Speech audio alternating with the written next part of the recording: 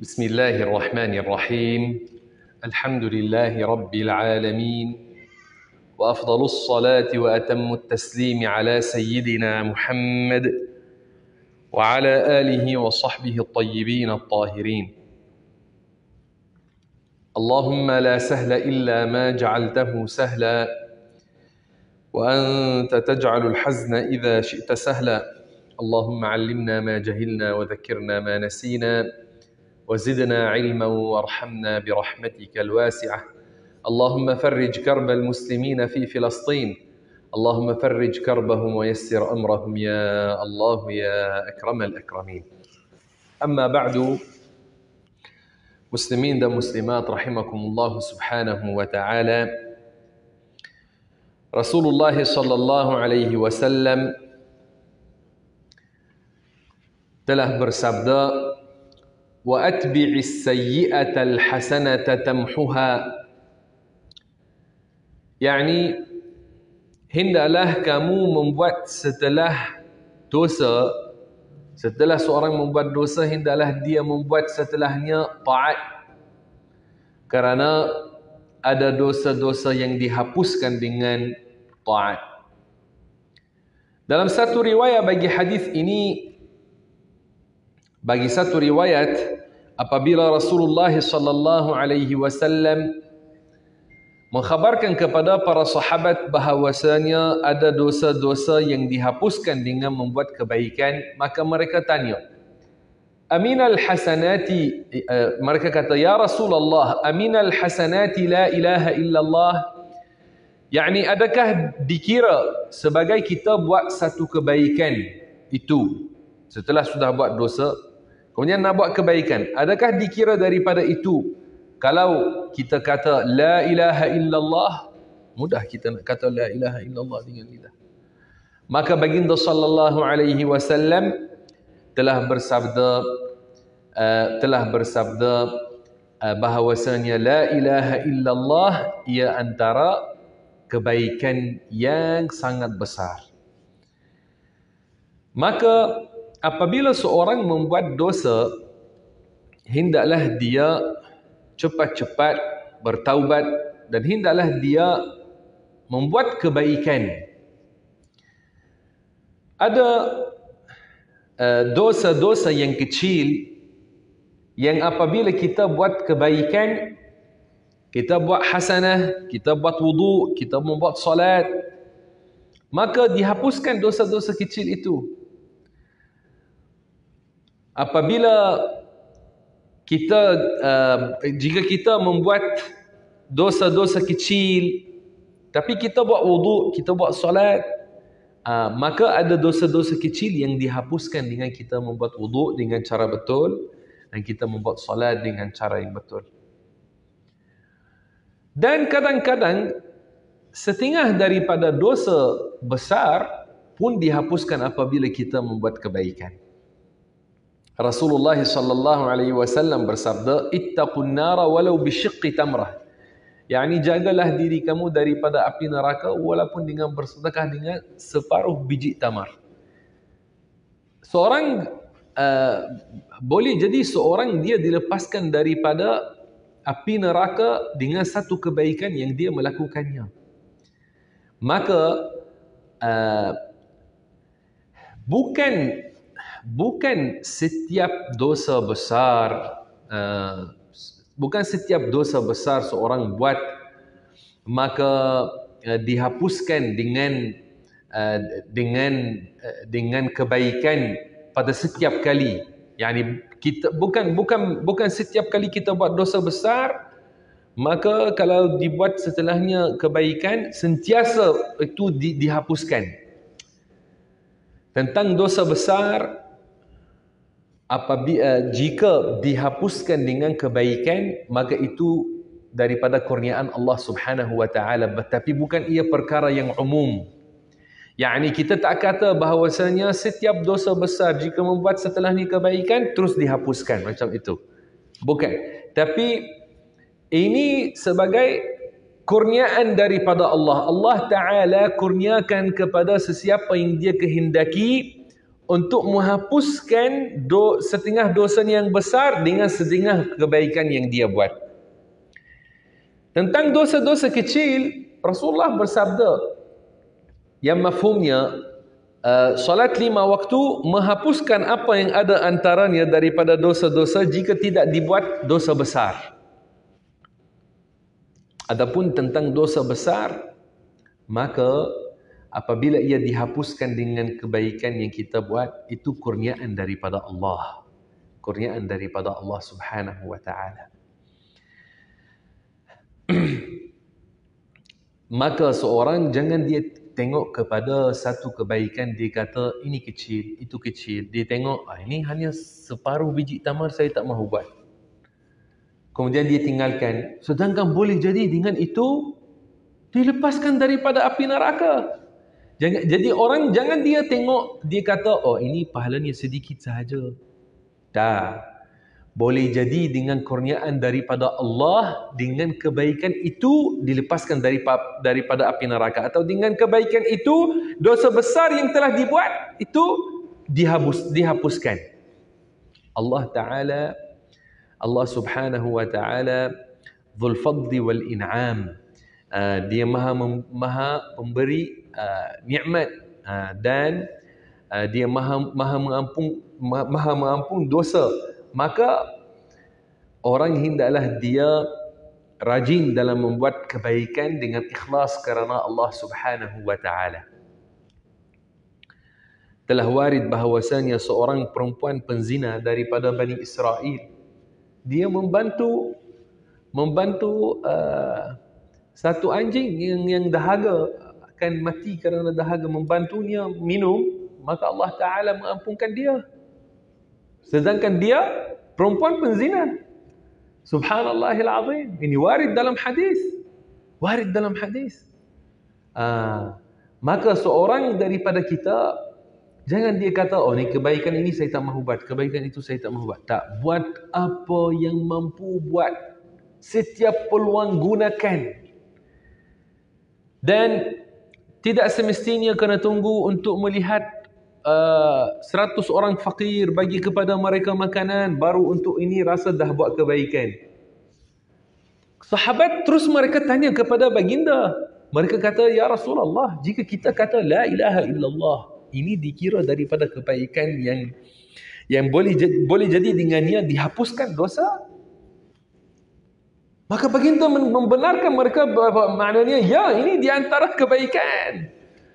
Maka kalau orang buat dosa, hendaklah terus taubat. Hendaklah dia kata, la ilaha illallah, astaghfirullah, alhamdulillah, subhanallah. Baginda sallallahu alaihi wasallam bersabda, ahabbul kalami ila Allahi arba'. Subhanallah walhamdulillah wa la ilaha illallah wallahu akbar.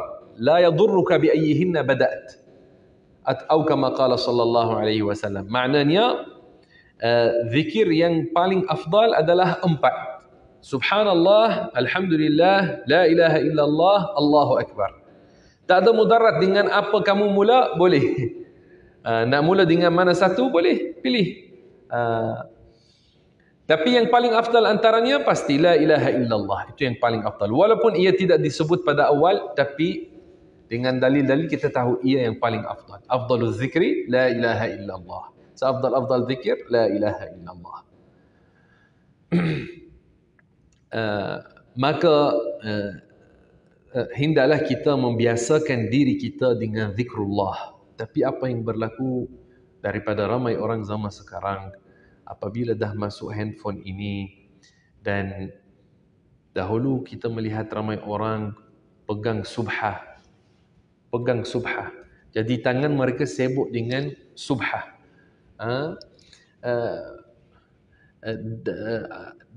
Tapi zaman sekarang, apabila dah ada handphone ini menyibukkan tangan, jadi ramai orang sudah tidak membawa subhah dengan mereka, tidak membawanya. Bila ada masa dia rasa nak duduk, bila nak duduk, terus dia ingat handphone dia. Tidak ingat untuk ini handphone tepikan, ingat subhah, ambil subhah dan buat zikir. Kononnya dia nak rasa nak freekan mind dia dan dia nak sikit nak rehat, dia nak tengok handphone macam itu. Tapi Allah berfirman, ala bizikrillahi tatmainnul qulub. Yani sesungguhnya dengan zikrullah hati-hati akan jadi tenang.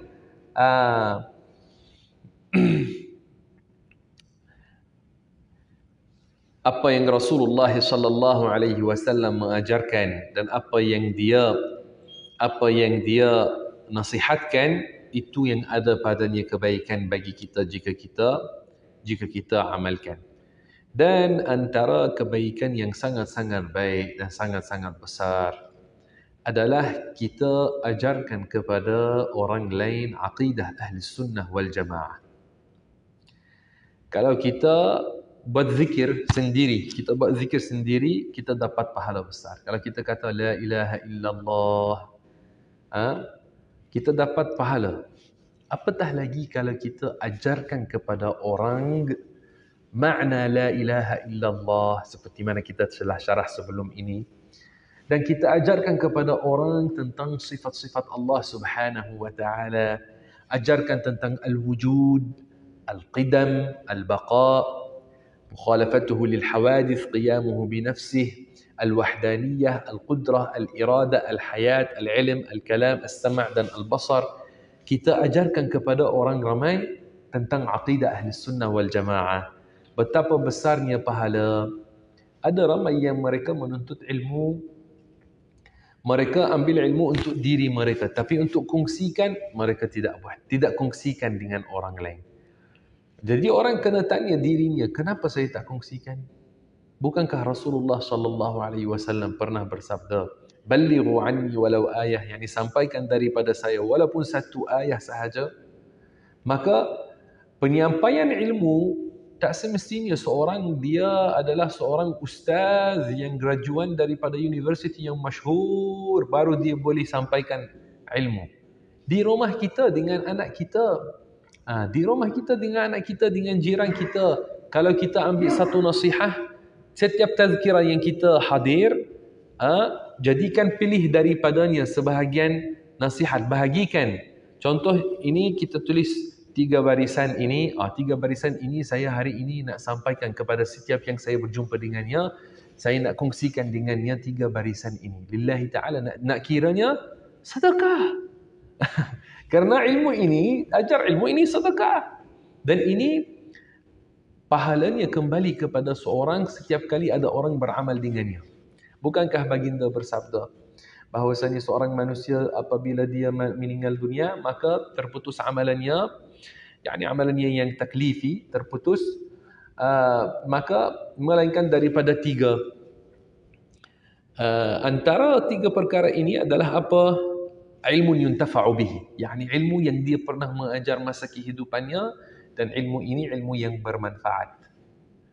Ilmu yang bermanfaat. Maka apabila kita mendengar macam itu, kalau kita orang tak mampu bina masjid, kalau sekarang nak tawarkan, okey, siapa nak bagi sedekah beberapa juta untuk nak bina masjid, mungkin ramai tak mampu. Jadi nak buat wakaf, nak buat masjid untuk setelah kita mati, jadi setiap orang masuk solat kembali pahala kepada kita, mungkin kita tak mampu. Tapi ada cara lain pun untuk supaya pahala kembali kepada kita setelah kita mati. Kita dah dalam kubur, tapi masih lagi ada pahala kembali kepada kita. Antara caranya adalah kita ajarkan ilmu agama. Ajarkan ilmu agama. Dan antara yang paling baik dan paling penting diajarkan, ilmu aqidah. Ilmu aqidah. Kalau contoh, ambil sebahagian daripada apa yang sudah disyarahkan, kalau lupa boleh buka video balik, boleh dabit balik, ambil sebahagian daripada apa yang kita syarahkan, tulis, kemudian cuba sampaikan. Jangan kita kata, nanti kalau mahu boleh tengok video Syekh lah, buka video Syekh dan dengar, saya nak sampaikan. Isunya adalah untuk diri seorang nak dapat saham. Isunya adalah mana saham orang ni. Saham dia mana untuk akhirat nanti? Dia nak masuk kubur. Jadi mana saham dia? Contoh dia ambil syarahan makna laisa kamithlihi syai'. Dia tulis firman Allah dalam surat Asy-Syura ayat nombor 11, laisa kamithlihi syai', maknanya Allah tidak seperti sesuatu. Maka Allah bukan jisim besar seperti gunung. Allah bukan jisim kecil seperti habuk. Allah bukan seperti udara, dia bukan jisim halus seperti udara atau seperti ruh. Allah bukan jisim kasar seperti kayu atau batu. Dan kata ulama, apa sahaja yang tergambar di fikiranmu, Allah tidak seperti itu. Kemudian yang depan kita, dia rasa gembira. Biasanya orang Melayu kita, bila kita cakap tentang ilmu, kita kata, ini saya nak kongsikan sedikit daripada apa yang saya dengar daripada ustaz. Biasanya orang Melayu kita tak tolak dan mereka dengar kerana alhamdulillah banyak daripada mereka rasa hormat terhadap ilmu dan mereka faham ini ilmu agama, ilmu yang mulia. Walaupun ada yang malas-malas tak datang, tapi dalam hati orang Islam kita alhamdulillah mereka hormat kepada ilmu agama dan mereka faham ini penting. Jadi kalau kita kongsikan sekadar itu, orang depan kita, kita minta dia, okey sekarang ini kita dah hafal dalam tazkirah dengan Syekh, ulang. Apa sahaja yang tergambar di fikiranmu, Allah tidak seperti itu. Betapa baiknya amalan ini. Betapa baiknya amalan ini. Orang ini boleh jadi nanti datang syaitan serang dia. Syaitan kata kepada dia, bahawasanya Tuhan seperti matahari, atau syaitan kata kepada dia Tuhan ada anggota tangan yang besar. Kemudian dia terus ingat apa yang kita dah ajarkan, dia pertahankan dirinya. Kalau dia tak belajar, boleh jadi syaitan menjatuhkan dia dalam kekufuran, wal'iyazubillahi ta'ala. Tapi dengan sedikit ilmu kita dah kongsikan 3 line itu yang kita kata ini, kita nak sampaikan 3 line sahaja kepada dia, 5 minit. Mungkin dengan itu dia selamat daripada perangkap syaitan, atau selamat daripada perangkap Wahabi pun. Kerana golongan Wahabi yang sesat, mereka ajarkan orang ramai bahawasanya Allah ada baginya anggota badan, dan mereka berpegang dengan akidah tashbih. Maka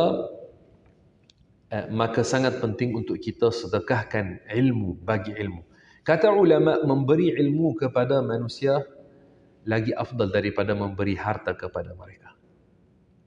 Lagi afdal. Ada ramai daripada kita rajin, kalau dia tahu ada orang fakir, miskin, contoh dia kata, ini fakir saya nak bantu. Nak dapat pahala membantu dia. Tapi hendaklah diketahui bahawasanya memberi ilmu lagi afdal daripada memberi harta. Harta kalau kita bagi kepada orang, walaupun dia fakir, boleh jadi si fakir ini dia guna dalam dosa. Boleh jadi. Dan andaikan dia tak guna dalam dosa, mungkin dia pergi beli nasi, makan nasi dengannya. Tapi bagi orang fakir ini, kalau dia ambil duit, pergi beli nasi, makan, di dunia ini hilang rasa lapar. Tapi adakah maknanya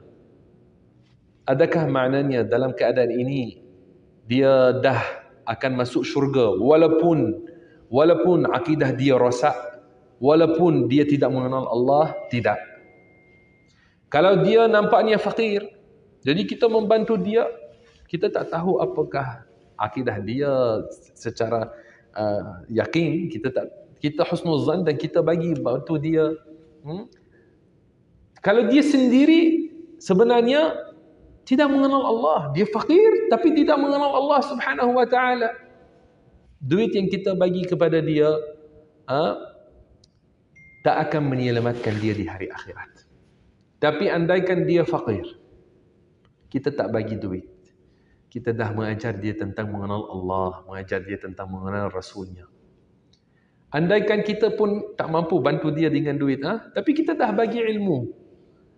Kemudian dia meninggal dunia, tapi dia orang mukmin, dia mati kerana lapar.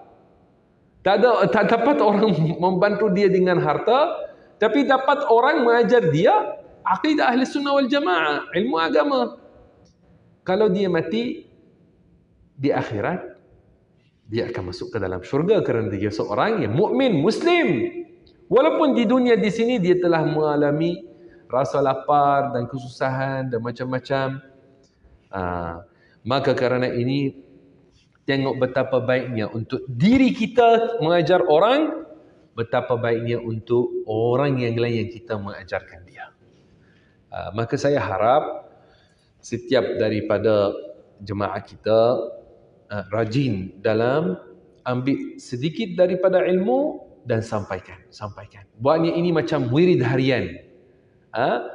Kita buat wirid zikir, harian kita nak buat contoh 100 kali salawat ke atas Nabi atau tasbih atau tahlil. Jadi buat ini juga sebagai wirid harian. Wirid harian ada 3 line saya nak sampaikan. Mungkin kepada anak di rumah. Mungkin kepada anak di rumah. Mungkin kepada orang di kedai runcit yang kita biasanya beli daripada dia barang kita. Mungkin.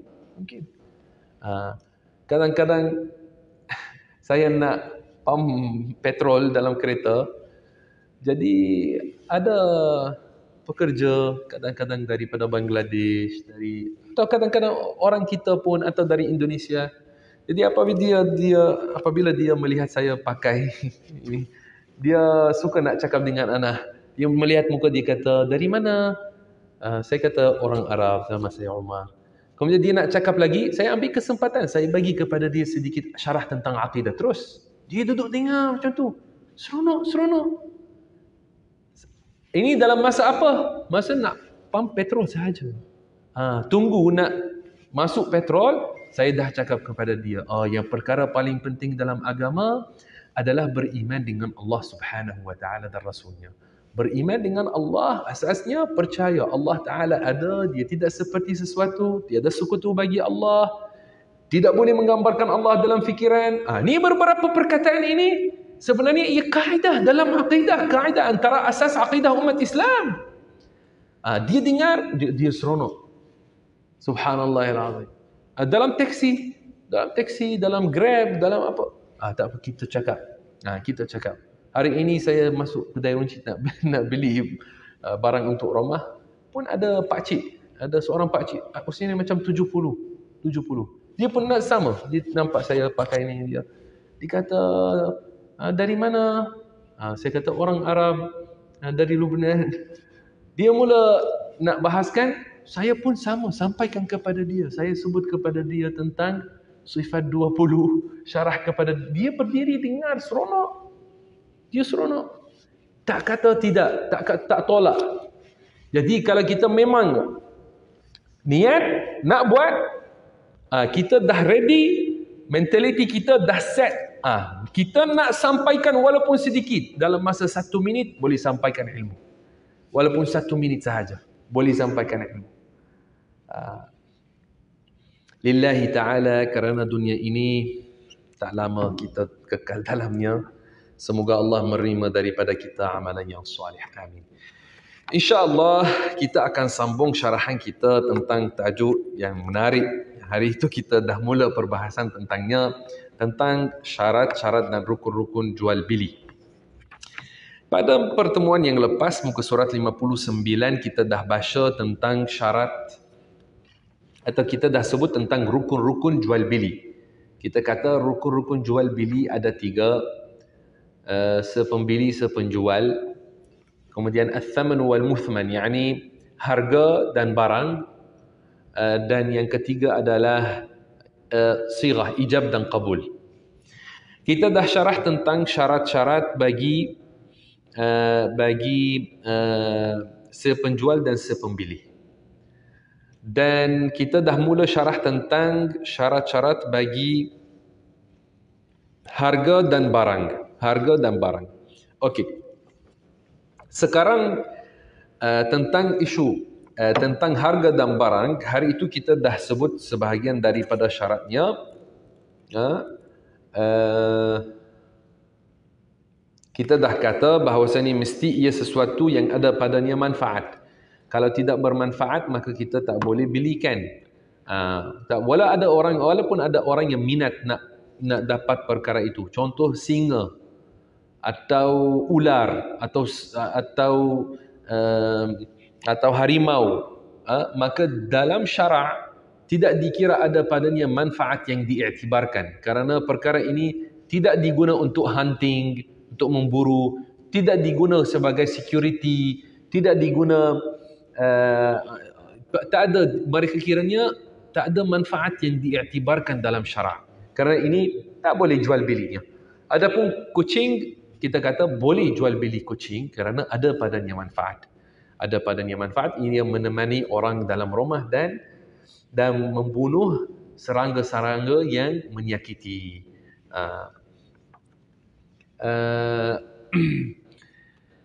Dan kita kata mesti ia adalah suci, dua-duanya suci, dan mesti ia sesuatu yang mampu untuk serahkan,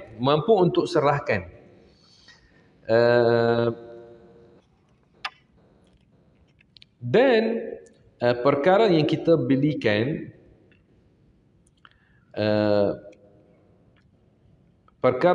belikan, hendaklah ia perkara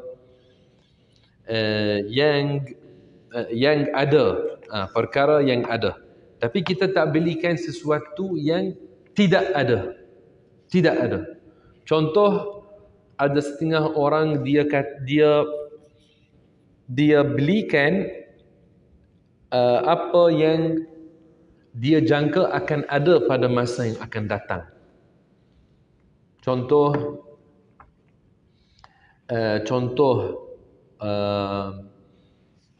orang yang ada lembu. Okey, orang ada lembu. Maka ada setengah orang dia buat apa? Dia kata, saya sekarang bayar kepada kamu untuk belikan anak kepada lembu ini. Sedangkan anak lembu tak ada lagi. Ini tak ada anak bagi lembu ini. Mungkin lembu ini akan mati sebelum ia hamil dan bersalin. Maka tak boleh macam itu. Perkara yang belum ada, jangan kita buat akad untuk nak belikan, ia tak sah. Ia tak sah macam itu.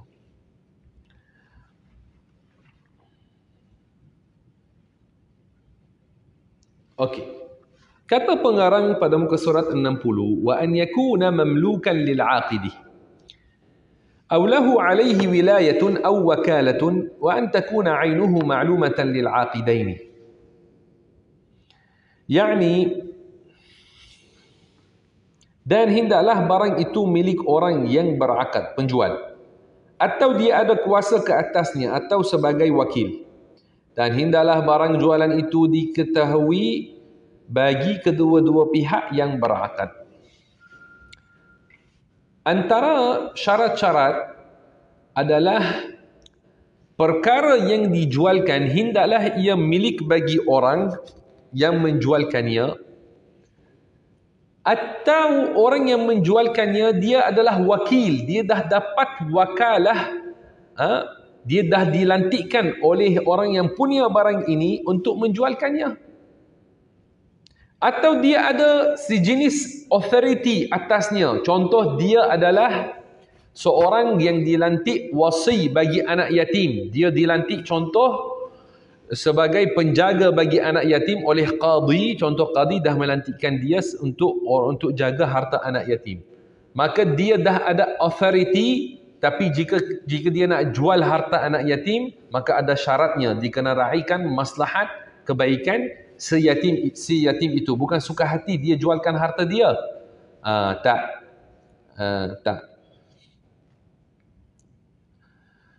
Maka kena ada authority untuk nak jual. Adapun perkara yang kita tak ada authority untuk jualkannya, tak ada authority untuk kita jualkannya, maka jangan kita jualkan. Tak sah akad macam itu. Yani, apa yang berlaku kadang-kadang dalam kedai runcit, contoh, ini biasanya dalam kedai runcit kampung. Adapun sekarang supermarket, jadi lain keadaannya. Orang sepenjual, dia contoh nak pergi solat dekat masjid, Jadi ada kawannya dah datang, kawannya ada, jadi dia kata kepadanya, okey saya akan keluar solat kemudian balik. Tapi dia tak bagi wakalah kepada kawannya untuk jualkan. Atau dia nak masuk tandas, dia pergi nak masuk tandas, nak balik rumah sekejap, ditinggalkan kawannya tanpa wakilkan kepada kawannya untuk jual. Maka kalau datang seorang pelanggan masuk ke dalam kedai, dia kata, ini berapa? Maka kalau kawan itu yang dia tak ada authority untuk jualkan, tak ada wakalah, dia kononnya jualkan, tak sah akad macam tu. Kerana dia tak milik barang itu dan tidak diwakilkan untuk menjualkannya.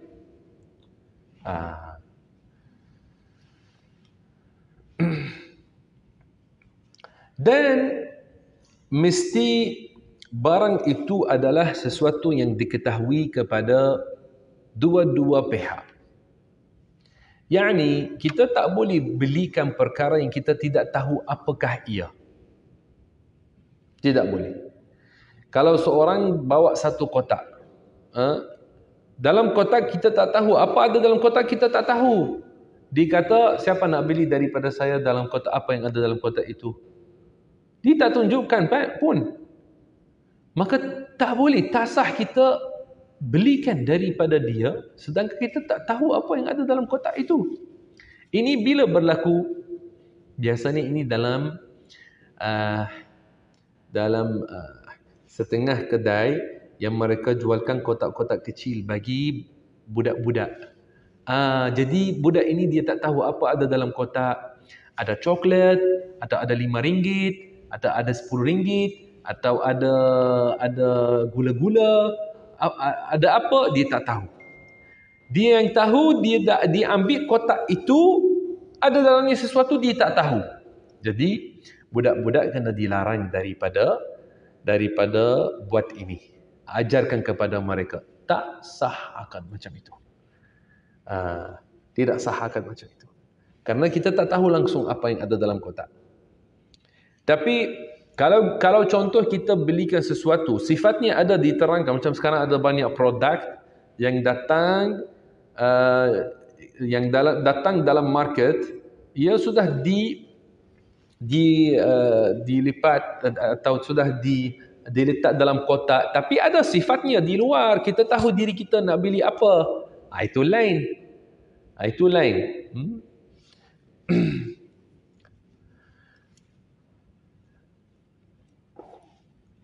Maka hendaklah diketahui barang yang kita nak belikan.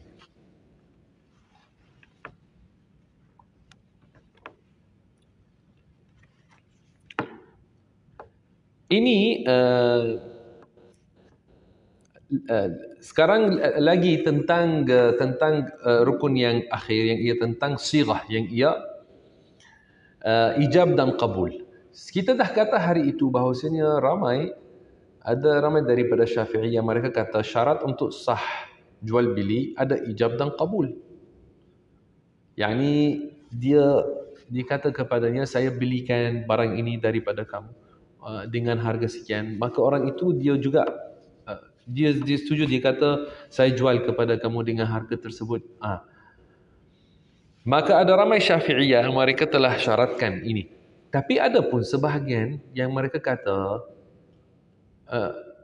kata cukup sekadar dia tahu harga. Kalau dia tahu harga, maka boleh. Kalau dia tahu harga, dia ambil barang, serahkan duit, cukup. Walaupun tak kata dengan lidah. Tapi seperti mana kita tahu, Malaysia adalah negara yang tersebar dalamnya mazhab Syafi'i. Kerana ini macam zaman dahulu macam ulama Melayu banyak ajarkan untuk gunakan sirah. Macam mereka mahu mendorong orang untuk lagi beramal dengan qaul itu, supaya kalau beramal dengannya keluar daripada khilaf itu. Ah, walaupun ada pendapat yang lain, tapi apabila beramal dengannya, dah terkeluar daripada khilaf. Kalau kita boleh keluar daripada khilaf, lagi bagus. Lagi bagus kita keluar daripada khilaf. Kita buat sesuatu yang semua ulama benarkan. Lagi bagus. Kerana ini, Masya Allah di Malaysia masih lagi sampai sekarang, jual beli antara orang Melayu ramai yang kata jual, beli, jual, beli, jual, beli. Sedangkan banyak negara di luar, selain kita, tak ada. Mereka tak kata, tak kata macam itu. Hatta di negara Arab, jarang-jarang tak ada dia kata ishtaraitu bi'tu, tak ada. Jarang-jarang dapat. Subhanallah, di sini ulama lama mereka berpegang kuat dengan mazhab Syafi'i. Masya-Allah. Okey, tapi memang sekarang dalam pun kita di Malaysia dalam banyak shopping mall tak guna lagi. Ramai dah tak guna perkataan jual beli. Jadi kita nak kata apa? Kita kata okey, ada ulama yang pun kata sah. Jadi kita ikut pendapat ulama itu yang kata sah. Tapi perlu untuk tahu harga. Apa yang berlaku kadang-kadang, ada setengah orang ini dalam isu restoran. Makanan yang kita ambil daripada restoran, apakah akad kita buat? Adakah itu ia akad sewa ke? Adakah kita sewa makanan? Bukan. Kita belikan makanan. Walaupun service on the table, tapi masih lagi akad. Yani walaupun kita makan di dalam kedai, tapi akad yang kita buat dengan dia adalah apa? Kita belikan makanan. Jadi pun kena raikan syarat untuk jual beli. Kena raikan syarat untuk jual beli. Apa yang berlaku kadang-kadang, orang masuk, dia tak tahu harga langsung. Dia tak tahu harga langsung. Kemudian dia order. Dia kata ada nasi petaya, ada nasi goreng, ada ni, ada ini. Dia order. Lepas habis dia kata mana bil. Dia bawa kepada dia bil RM300. Dia bergaduh dengannya. Memang ada seorang saya ajarkan topik ini di tempat lain. Ada seorang dia kata kepada saya, "Syekh, betul. Memang dengan anda telah berlaku beberapa kali. Pun saya satu kali saya telah marah dengan orang kedai di sana, saya bergaduh dengan dia." Dia kata sebelum saya belajar daripada Syekh, saya buat macam tu. Saya masuk tak tanya tentang harga pun. Jadi pada akhirnya saya bergaduh dengan tuan kedai. Maka tengok hukum yang kita belajar menyelamatkan kita, menyelamatkan harta kita. Maka kalau kita masuk, kita untuk nak ikut pendapat yang kata bahawasanya sah walaupun tanpa sirah, kita kena tahu harga. Kalau kita ambil menu, harga semua ada. Jadi kita tengok dalam menu, kita tahu harga dan order, okey boleh. Jadi kita makan, kemudian bayar. Macam itu, ada ulama yang kata sah macam itu. Tapi tanpa tahu harga langsung, kita makan habis makanan dah di perut kita. Baru sekarang nak buat apa? Adakah sekarang nak buat akad beli? Nak buat akad beli tentang apa? Makanan sudah habis masuk dalam perut. Nak belikan apa? Sebenarnya akad dikira berlaku apabila kita dah tahu harga. Maka menurut kaedah fiqh, apabila dia datang dah bagi kepada kita barang, sedangkan kita tahu harganya, kita terima. Macam dalam contoh restoran, the dish that he will put, dia dah bagi kepada kita plate itu dan kita dah terima, dikira sini dah berlaku akad kerana kita dah tahu harga dan kita dah terima barang. Bukan berlaku akad setelah kita dah makan. Tak, ketika kita dah terima dish daripada dia dan kita tahu harga, maknanya ini dah kita setuju, okey? Walaupun kita tak cakap, walaupun kita tak kata kepada dia, saya belikan makanan ini. Menurut ulama yang kata sah walaupun tanpa sirah, maka ini cukup tapi mesti kena tahu harga. Kalau tak tahu harga, tak sah. Karena kalau tak tahu harga, ambil makan atas harga apa? Kurang dari sudut syarat untuk jual beli. Kurang, tak sah macam tu. Tak sah. Karena dah setuju, kalau orang kata saya dah belikan daripadanya, okey, tanya kepada dia. Kalau kamu andaikan seorang tanya kepada dia, kalau kamu telah belikannya, maka atas harga apa? Dia nak jawab apa? Dia pun tak tahu harga lagi. Karena ini kalau kita masuk restoran, kita tahu harga apa yang kita order. Walaupun kita bayar pada akhir sebelum kita keluar, tapi kita tahu harga. Macam itu, nanti kita tak akan bergaduh dengan dia. Kita tak bergaduh dengan dia kerana kita dah tahu bajet kita sekian dan kita dah order sekian. Selamat dan ikut hukum syarak. Okey? Jelas ini? Okey.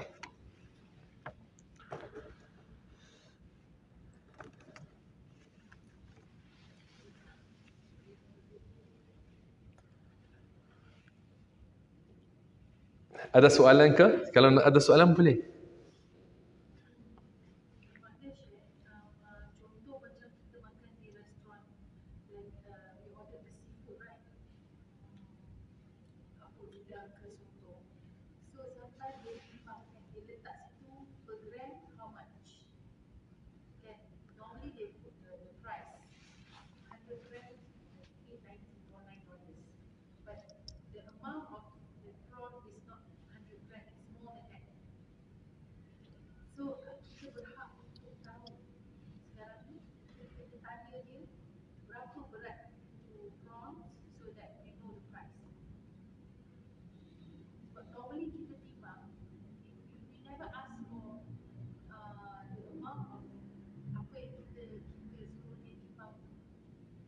Okay.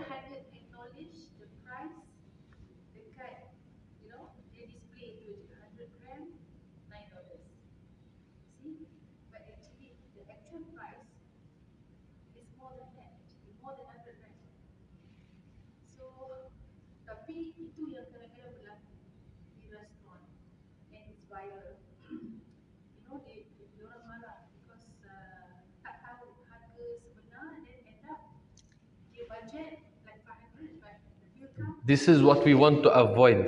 Pergaduhan antara pelanggan dan tuan restoran itu. Apabila tidak ikut hukum betul, jadi berlaku pergaduhan. Boleh jadi sampai ke balai polis pun. boleh jadi mungkin. Kadang-kadang ada setengah tuan kedai ambil peluang pun. Dia kata, dia tak tahu, dia ini tak tahu, jadi dia. Subhanallah. Maka kita untuk kita nak selamat, kita buat apa? Apabila dia nak, walaupun kita dah pilih-pilih, okey, kita dah pilih, kita dah tahu anggaran. Jadi apabila dia nak bagi kepada kita dish itu sebelum kita makan, kita tahu what is the total of this dish. Maknanya kita tak makan sebelum kita tak tahu harga apa yang kita makan.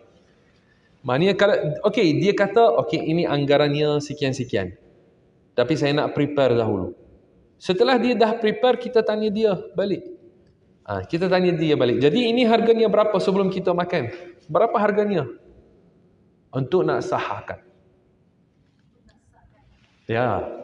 Kerana sebelum kita makan, kita nak tahu berapa harganya. Kerana ini akad jual beli.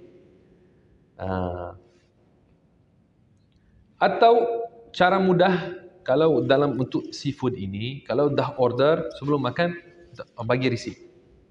Print receipt. Dia print receipt bagi kepada kita, ini total, okey. Kita mula makan. Dah tahu harga. Boleh. The point is know the price before you eat.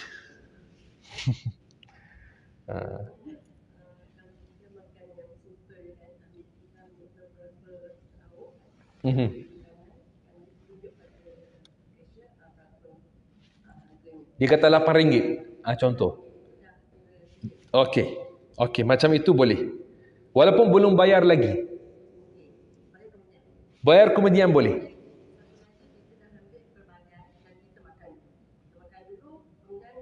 Kemudian dia datang, dia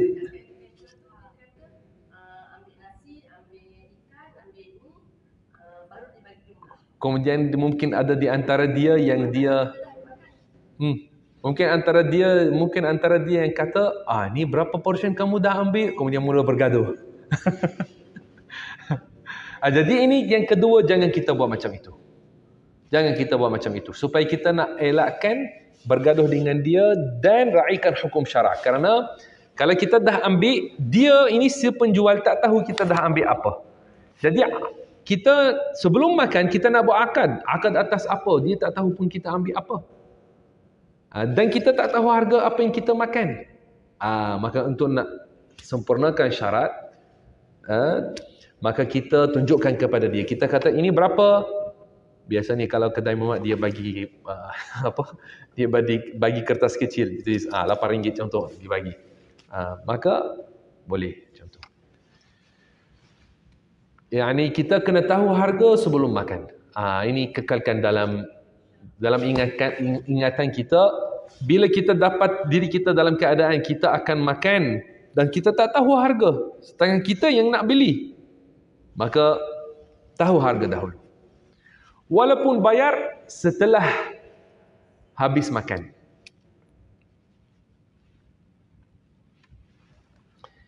Tapi most of the restaurant, kalau most of the restaurant mereka ada menu, jadi mudah. Melainkan kalau buffet nanti itu macam. Okey, ada lagi soalan nak tanya tentang ini? Okey.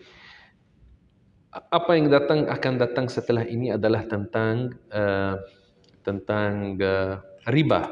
Sangat penting perbahasan yang kita nak sebut. Tapi sebelum masuk tentang riba, saya nak sebut sedikit tentang sewa menyewa. Sewa menyewa. Apabila nak sewa, nak sewa rumah, nak sewa kedai, nak buat muamalat, we want to rent something. Or we want to hire. Kerana banyak daripada kita perlu nak sewa rumah, sewa kereta, sewa. Jadi ini pun satu akad yang ada syaratnya dan rukunnya. Juga tentang hiring. Apabila kita nak buat hiring, kita nak guna servis orang. Jadi ini hiring dikira kita upah orang untuk buat bagi kita satu servis. Jadi ini pun ada syaratnya dan rukunnya. Saya akan syarah secara ringkas, okey? Beberapa perkara. Kalau kita nak sewa satu rumah atau satu bilik di hotel, okey? Kerana kita nak masuk hotel, apa akad kita guna? Sewa. Bukan jual beli, kita bukan jual beli sini. Ini akad lain, namanya al-ijarah. Ijarah itu kita sewa menyewa. Maka apabila kita nak sewa sesuatu, kita kena tahu berapa sewanya. Berapa kita sewa, dan kita tentukan tempoh. Kita tentukan tempoh. Contoh, rumah kita sewa untuk 1 tahun. Contoh, 1 tahun dan berapa sewanya. Kita kena tahu, kena maklum kepada kita. Maka jangan kita buat dengan cara orang kata kepada kita, masuk dahulu, nanti kita bincang. Kemudian kita masuk, tinggal pada akhir dia kata, ini sewanya 1 bulan RM5,000. Kita kata, macam mana 5,000? Saya sangka 1,500 je.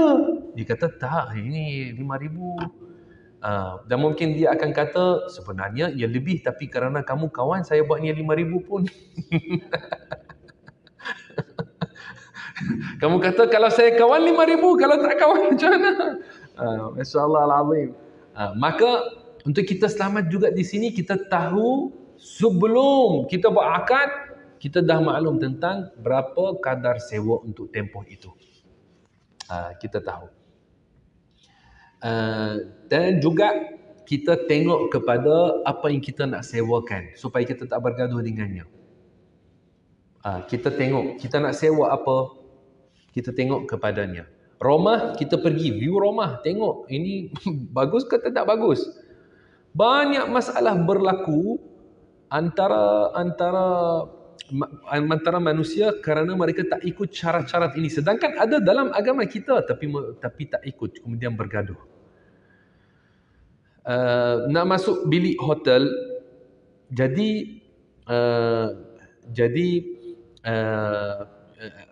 boleh minta saya nak tengok bilik. Kadang-kadang banyak berlaku. Kita nak masuk satu bilik, baunya teruk kerana orang merokok, keadaan bilik tidak bagus. Kemudian setelah dah masuk, orang tak tengok, masuk, kemudian keluar nak bergaduh dengan kaunter. Boleh tengok dahulu. Tengok keadaannya.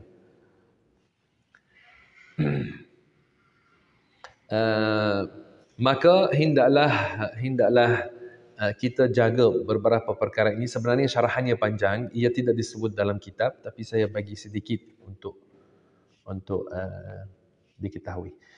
Adapun apabila kita nak hire seorang, okey, contoh kita perlu plumber untuk datang memperbaiki sesuatu di rumah kita, atau kereta kita rosak, perlu nak hantar workshop. Jadi apa kita nak buat? Kita mahu bayar dia servis, upah. Upah, dia nak tukar barang, jadi dia nak ambil upahnya. Dia nak servis aircon, dia nak upahnya.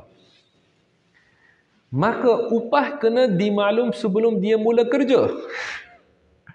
Bukan dia datang masuk rumah kita, dia dah habis kerja semua, contoh servis aircon. Dia habis servis semua, lepas habis, ada ramai orang buat macam itu, kemudian bergaduh. Kemudian tanya kepada dia, ini berapa untuk aircon? Dia kata, ini aircon RM700 servis. Kamu kata, biasanya orang datang ambil 300 sahaja, macam mana jadi 700? Dia kata, saya ini dah betul-betul buat, dia duk nak cerita kepada kita. Nak ambil 700. Jadi, supaya kita tak bergaduh dengan dia, sebelum dia mula kerja, tuan, ini aircon berapa upah untuk nak servis? Kita setuju sebelum dia mula. Sama ada kita setuju atau kita tak ambil dia, kita panggil orang lain. Jadi ini kena buat supaya nak raikan sahnya akad dengan dia. Kerana kita nak buat hiring, untuk sah akad itu kena tahu berapa upahnya sebelum dia mula. Sebelum dia mula. Hatta bagi yang lelaki contoh, ada ramai orang pergi, dia ini tak pernah masuk kelas fardu ain untuk belajar tentang muamalat. Masuk kedai gunting rambut. Apabila kita buat gunting rambut, apa duit yang kita bayar sebagai apa? Upah ini bukan beli, upah. Jadi ada ramai orang masuk duduk atas kursi, dia kata, okey saya mahu sekian-sekian. Dia tak tanya berapa, tak tanya. Dia buat habis, ditanya dia, berapa tuan? Dia kata RM60. Dia kata, RM60 kenapa? Kenapa RM60? Dia kata, sini kedai kita tempat elit, kedai kita sekian, kita buat style yang istimewa. Kemudian bergaduh dengan dia. Jadi, sebelum mula, jangan malu. Kita nak raikan hukum syarak. Untuk nak sah akad dengan dia, tanya dia, tuan, berapa upahnya? Dia kata contoh, RM12. Ini biasanya hampir RM12. Jadi dia kata RM12, kita kata okey, setuju. Dia mula. Maka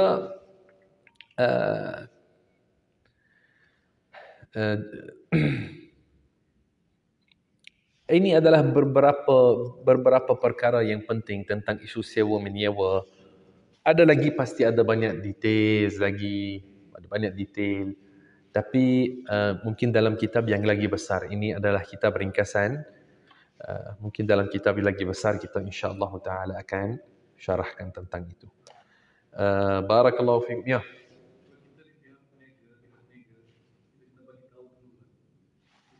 Macam mana?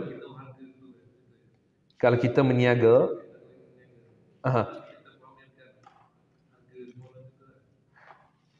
Yang penting kita apabila kita jualkan sesuatu, pelanggan dia tahu harganya. Kita jual dengan harga berapa.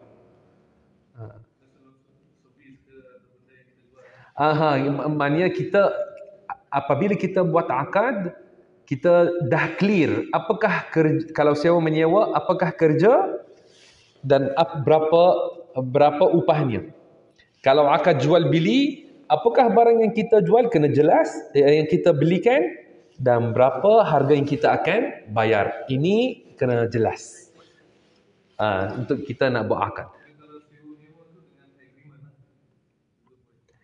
Sekarang ada agreement yang dibuat, ada sebahagiannya yang ia dari yani banyak agreement yang dibuat sekarang, ada sebahagiannya yang berkait dengan civil law. Tapi kita tak masuk bahaskan tentang itu sekarang. Kita bahaskan tentang dari sudut hukum dalam syara'. Hukum dalam syara' bagaimana sah akad itu. Adapun banyak agreement itu apabila sign, itu nanti untuk mereka nak guna undang-undang jika berlaku sesuatu. Maka bukan maknanya setiap yang disebut dalam agreement itu ia adalah yang dibahaskan dalam kitab fiqh.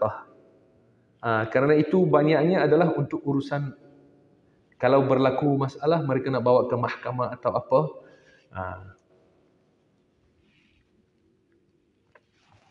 Okey, barakallahu fiikum wa jazakumullahu khaira.